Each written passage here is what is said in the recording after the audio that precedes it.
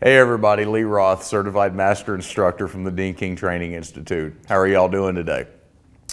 I ask you that like I'm going to get a response, I know.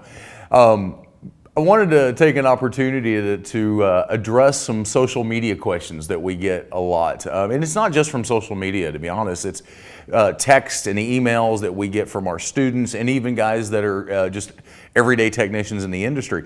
But we get a lot of questions regularly throughout our time and what we do. And I wanted to take this opportunity to do a little video to actually address some of those questions. And one of the first questions that every technician asks us, especially a prospective new student or as new students come through the class, everybody wants to know, how much money can I make in the industry? Well, this industry is genuinely one of those situations that you get out of it what you put into it. If you sit back and do nothing and you expect business to come to you and you don't practice and you don't learn, you're going to fall on your face, to be completely honest.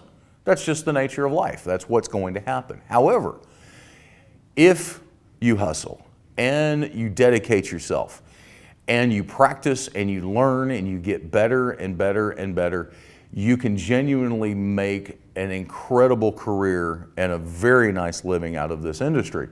It's what you put into it is what you're going to get out of it. And I tell the guys that all the time. I'd learned that myself when I first got into the industry. I thought, hey, this would be a great thing to add into what I was doing. I was doing a bunch of total reconditioning stuff and thought, hey, let's add PDR into it. And then I realized how much I not only needed to put into it, but what I could get out of it if I put that effort into it. And it really does make a huge difference. So that's one of the most important things. You're going to get out of it what you put into it. Another big question that we have, guys always ask us, what's the difference between hail and door dings? You know, if I want to be a door ding route guy going to dealerships, or if I want to try to get on the hail trail and chase hail, or even if I'm at a local shop in my own neck of the woods and I want to do hail there, what's the difference? Well, on one hand, there's no difference. On another hand, there's a lot of difference. And the biggest difference, really the one thing that I can tell you that is different about it, is hail can be overwhelming, especially for a new technician. And why it's overwhelming is because with a door ding, you're dealing with, you know, a door that's got 2, 3 door dings on it, or you're dealing with one large dent on a fender or quarter panel, you know, something along those lines. With hail, you might have 60, 80, 100, 150, 5, 6, 800 dents on a panel. And that's where it can be an overwhelming factor for the average technician, and especially a new technician. So that's the reason why we always tell new technicians, and when we train and we teach our students, if you run into a hail situation, especially early on, section it off. Make it simple on yourself. You know, don't put yourself in a situation that's going to make it more difficult for you as the technician. Take 12 by 12 inch square of a roof, fix that. Then go on to the next square, then the next square, then the next square. And that takes that overwhelming factor out of it. You might have 1,000 dents on the roof, but if you're only worrying about a square foot at a time, it doesn't become overwhelming and you can fix every dent. Another one of the questions that I get a lot of times with regard to glue pulling, and hopefully most of y'all out there know about, you know, me and glue pulling, and I'm a fanatic about it. What's my favorite glue and what's my favorite tab? Well, again, as we've talked about in other situations on other videos, what's my favorite isn't necessarily going to be your favorite, and that's okay. You know, that's all right. That's the way this industry is. I can pick different glues in different scenarios, and it's because of temperature and what type of dent it is and the humidity. You know, the glue that I'm going to use in Phoenix, Arizona, working a hailstorm is not the same glue I'm going to be using in South Carolina with, you know, 90% humidity.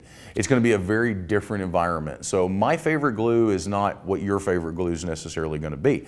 But with all the real high quality, good produced PDR glues out there, whether it's the tab weld glue, the Anson PDR glues, the Burrow glues, the plain Jane glues, the root beer glue. It doesn't matter what brand it is, as long as you're using a good high quality glue and you try different ones, you're gonna find the ones that work for you in the different environments that you like pulling with the best. And it's the same thing with the tabs. You've got so many different tabs on the market. The new, some of my favorites, the new tequila tabs, the brand new, and these are have just come out on the market, the new Root Beer 2.0 tabs, the Black Plague tabs, the Burrow tabs. There's all these different tabs out there on the market that are phenomenal tabs, but there's some that I personally like better over others depending on the situation I'm in. Try different ones. You're gonna find the ones that you like. Don't give up on one just because it didn't pull once for you. Different tabs with different glues will make different pulls for you. And speaking of glue pulling, I had the opportunity here recently to film an entire online video course of nothing but glue pulling. So if you have any questions with regards to glue pulling, this course is not just for beginner students. The course that I've put together is also for established technicians because there's a lot of advanced training that goes along with it and a lot of very intricate details about different glues and different tabs, slide hammers, mini lifters, why you use one here, why you use one there, so on and so forth. If you get an opportunity, check us out. It's gluepulling-onlinetraining.com. So yeah, throw a little plug out there for myself. So take a look at that when you get time, and you can always give me a call or give us a text, or you find us online and we'll answer any questions for you about that. Another one of the questions that I have is about getting to a point that I'm good. When does that happen? Well, it depends on the individual. You will always continue to learn in this industry. You have to be open to that. Every single time a manufacturer comes out with a new model, there's new metals, there's new body lines, there's new structures. We learn from every single dent that we push. As long as I've been doing this, and as long as James has been an instructor and a technician, every single time we push a dent, and everybody that I know in the industry, every time we push a dent, we learn something from it. The day you think you have mastered it, and you don't need to learn any more about this industry, is the day you better lay the tool down because you're wrong. I promise you. That sounds harsh, but it's the truth. So you will always continue to learn, but you have to be open to it because everything changes in our industry every single day. One of the other, two other questions that I've got here. Sharp tip compared to a blunt tip tool. When do you use one? When do you use the other one? Am I ready to use a sharp tip? So on and so forth. What you have to remember about tool tips is every tip, no matter the size, the shape, how sharp it is, how blunt it is, has a contact point. Even the fattest tool tips out there has a contact point, and if you use it incorrectly, you have the potential of doing damage that potentially is unrepairable and or cracking the paint. So be careful with how you're pushing.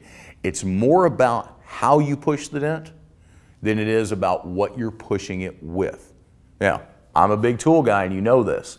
You know I love different tools. I'm also a sharp tip technician. I like using my sharp tip tools. But it's how you're using the tool is more important than the tool that you're using, okay? And that's where it falls back on your practice, your training, and your abilities that you build within yourself. One last question that we get a lot is heating a panel up. Will heating a panel up help me repair this dent? Good possibility, depends on the environment. If you're working outside in North Texas and it's 115 degrees, probably not. It's probably not gonna help you any. It might help a little bit. If you're in South Dakota and it's 12 degrees, yeah, it's gonna help. The thing that you have to remember about heating a panel is you're not going to get a panel hot enough to molecularly change the structure of the metal to soften the metal up considerably with a heat gun without damaging the paint. The paint is what your concern is. A really safe temperature range for you to use, and you can check this with an infrared thermometer, is about 155, 160 degrees, maybe upwards of 165. Anything over 180 degrees, you potentially can start damaging the paint and tinting it, especially on a white vehicle. So be real careful. That is going to give you enough temperature in that 155 to 165 range. That's going to give you a high enough temperature to make the paint more pliable, which is going to help you prevent from cracking the paint and doing damage to the paint. And it is going to help you move the metal a little bit better than if it was cold. So I hope these tips and tricks have helped. And if there's anything, again, we can do, please don't hesitate to reach out to us and give us a shout on any of the social media forums. Give us a call here at the office. You can find us all over the place. You can even find my personal Instagram and my personal Facebook page. Y'all take care, and we'll see you soon.